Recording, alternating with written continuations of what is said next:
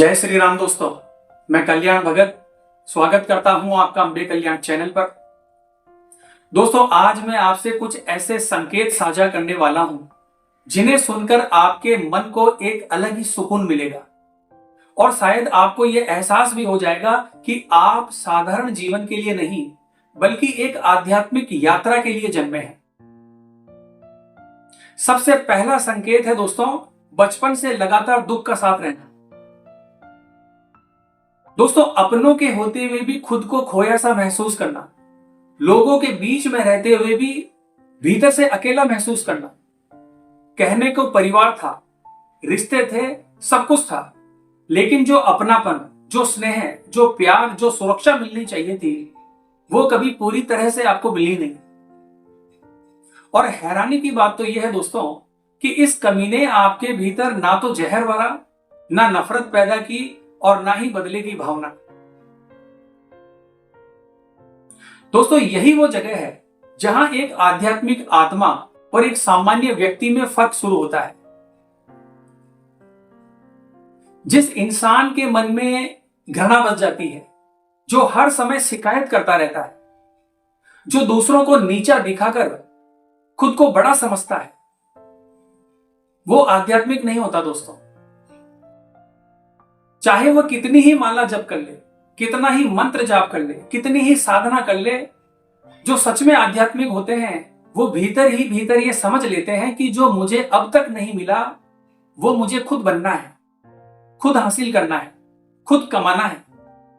चाहे वो प्यार हो, सम्मान हो, पहचान हो, या नाम हो, या सुकून। और दोस्तों, इन चीजों को कमाने का मतलब किसी का दिल दुखाना नहीं होता।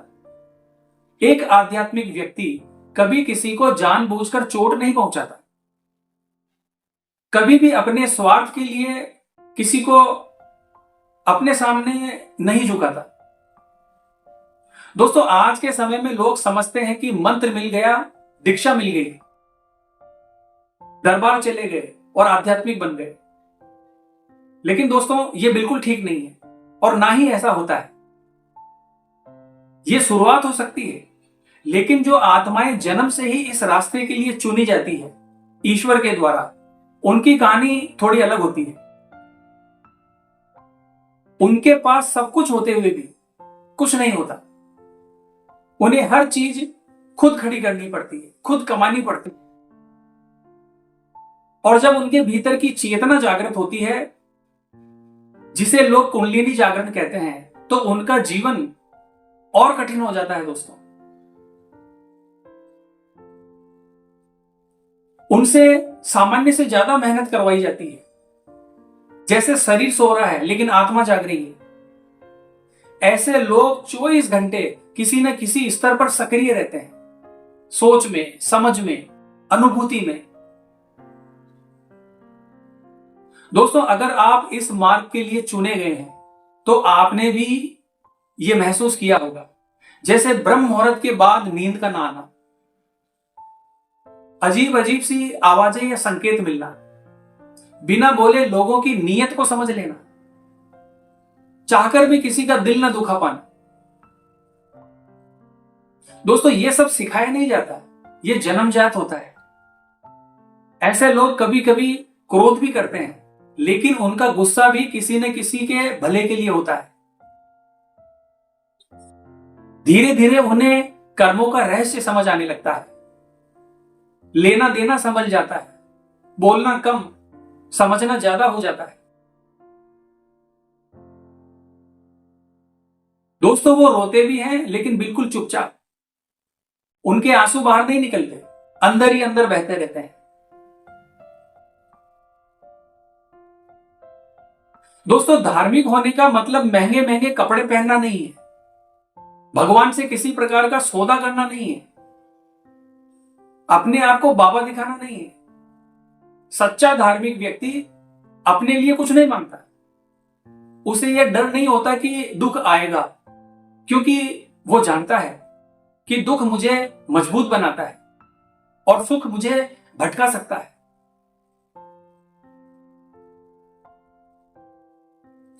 उसके पास धन हो सकता है लेकिन सुकून नहीं, सुकून उसे मिलता है जो एकांत में, ध्यान में, गुरु के चरणों में, ईश्वर से मौन संवाद में मगन रहता है। और दोस्तों यकीन मानना, यही आत्माएं आगे चलकर हजारों लाखों लोगों के जीवन को छूती है, उनके जीवन को परिवर्तित करती है। दोस्तों मैंने जो भी संकेत आज आपको बताए हैं, ये कोई किताबी ज्ञान नहीं है। ये शब्द मेरी पर्सनल अनुभव और अंतरात्मा की गहराइयों से निकले हैं। क्योंकि दोस्तों इन चीजों से मैं गुजरा हूं, इन चीजों को मैंने फेस किया है। और दोस्तों जो लोग इस वीडियो को सुनकर अपने भीतर कुछ हिलता हुआ महसूस कर रहे हैं, तो समझ लीजिए आप कोई साधारण व्यक्ति नहीं है। आपको तैयार किया जा रहा है आध्यात्मिक मार्ग के लिए। तो दोस्तों घबराना बिल्कुल नहीं है। जीवन में चाहे कितनी भी परेशानी आ जाए, आध्यात्मिक मार्ग को, ईश्वर के नाम को आपको बिल्कुल नहीं छोड़ना है। क्योंकि दोस्तों यही तो आपके जीवन की कसौटी है। और दोस्तों आध्यात्मिक जीवन जीना आसान है, ग्रस्त जीवन जीना भी आसान है, लेकिन आध्यात्मिक जीवन और ग्रस्त जीवन दोनों को साथ लेकर चलना व्यक्ति के लिए खांडे की धार है, यानी दो धारी तलवार। दोस्तों इस धार पर पूरे जीवन व्यक्ति को चलना पड़ता है, जो कि हर किसी व्यक्ति के लिए आसान नहीं होता। और दोस्तों आपने तो सुना ही होगा कि कीचड़ में कमल खिलता है। तो डरिए मत, बिल्कुल डटे रहिए। आप अगर किसी भी प्रकार की पूजा पाठ करते हैं, साधना करते हैं, नाम जप करते हैं, मंत्र जप करते हैं, तो आपको तनिक भी विचलित होने की जरूरत नहीं है। शिव शक्ति पर भरोसा रखिए, वो सब कुछ देख रहे हैं। आपके जीवन में जो भी परेशानियां चल रही है, वो उनके आशीर्वाद से कुछ समय बाद अनायास ही दूर हो जाएगी। तो आज की वीडियो में बस इतना ही दोस्तों। और हाँ दोस्तों, अगर आप हमसे बात करना चाहते हैं या हमसे कोई सवाल पूछना चाहते हैं या किसी परेशानी का समाधान हमसे निकलवाना चाहते हैं, तो दोस्तों आप व्हाट्सएप के माध्यम से हमसे संपर्क कर सकते हैं। हमारे कॉन्टेक्ट नंबर वीडियो के डिस्क्रिप्शन बॉक्स में और हमारे चैनल पर दिए गए हैं। तो मिलते हैं दोस्तों इसी प्रकार की अगली वीडियो के माध्यम से। जय मां अम्बे, जय श्री कल्याण।